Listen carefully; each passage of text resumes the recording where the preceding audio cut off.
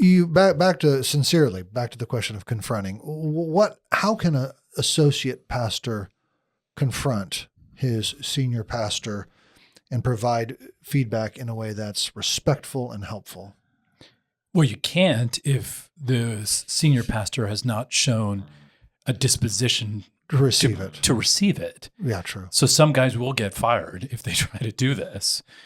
But if you find that the senior pastor is someone who's willing to receive correction, who demonstrates humility consistently across the way he lives, both in his role, in his personal interactions with you, in the way he treats the elders overall, then being able to have an honest conversation in private out of respect for him would be the first thing. So my question is the how. Number one, private. In private. Like I don't want to ever denigrate him in front of any other staff.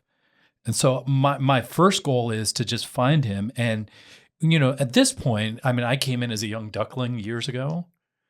And one day I woke up and realized, oh, I'm just as old as you are now. Yeah. I've got kids coming out of the home in college, but he's an empty nester. But we finally got to a place where I thought, all right, you've been a friend for decades. I need to talk to you as a close friend now, not just a boss. Yeah, right. I need to talk to you as a sinner who needs grace, not just the senior pastor. I need to talk to you as if you understanding your own sin at this moment is a part of us moving forward in the kingdom. Yeah. And not be scared, because fear of man, could rage at that moment. And like the first time Mark walked into one of my Sunday school classes, and I remember seeing him out of corner of my eye walk in on the side. This is like what, 25-year-old Deepak?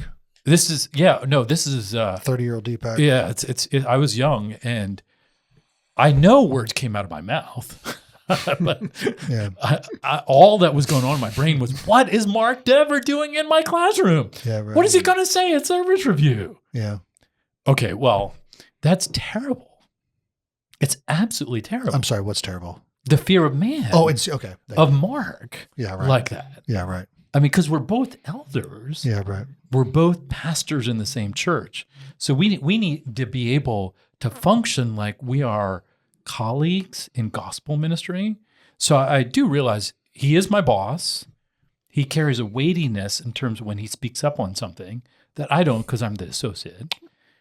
Fear of man, I discovered at the elder table, is, and I think your lessons are applied to everybody, from associate to senior, probably from senior to associates into lay, and from lay to staff. It's fear of man just makes you pastor poorly. Yes, exactly. Again and again. You'll either fail to say the things you should say, or you'll say the things you shouldn't say, because you feel like you got to control the situation. All right. So fear of man is just one of the biggest enemies, I think, to faithful quality pastoral work.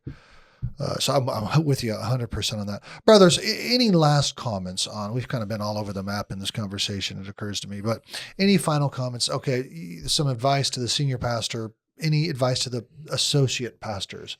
You're about to step out.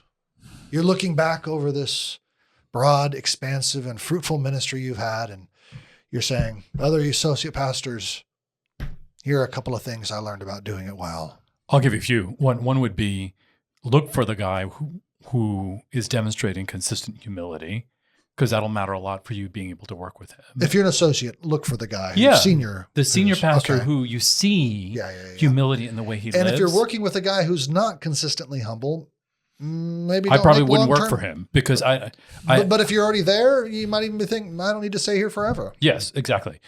Secondly, I've seen more guys get into really bad spots in their job as associate pastor if they didn't do everything they can to make sure the ministry philosophy lines up real closely.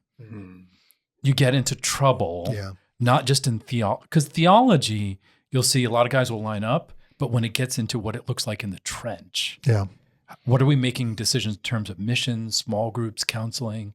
There's a lot of things that come into play when your theology actually hits the ground and starts becoming revealed in terms of its practice. We had a conversation, a whole pastor's talk on this topic a few episodes ago. So if you're listening and you don't know about that, it's a few episodes. I don't know how many episodes ago, maybe 4 or 5. But those would be my big two, Yeah, like that's humility and ministry philosophy. And need If to you be really lined want up. to work with that guy for a while. Yeah, good. Bobby? Agreed. And I'm trying to think about something useful to say in the role. I mean, I think maybe one way to put it is to recognize that there are certain directions that a senior pastor is just going to set, ministry philosophy, certain practical things.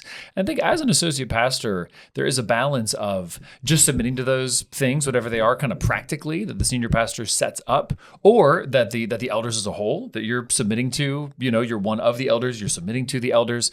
But I think also there you can have as an associate pastor, while you're submitting both to the senior pastor and the elders as a whole, I think it can also be a good school for growing in kind of pastoral leadership, finding ways to take initiative, finding ways to take ownership of the whole thing, finding ways to help. How can I contribute to the health of this whole church from my kind of perch here? It's not as obvious as if you're the main preacher and you're kind of in charge, but I think our own associate pastors do a great job of this. I think Jamie does this in so many ways. Nick Gardner, who's just starting off, is already doing this. So I would just say, how can you take ownership of the whole? And there's a certain humility. You're not identified with the church in the same way the senior pastor is. Just colloquially, right? It's not your church in that same sense, the way we kind of talk. People, yeah. And kind of common speech. But yeah, how can you have the humility to try to just contribute whatever gifts God has given you to blessing this whole congregation?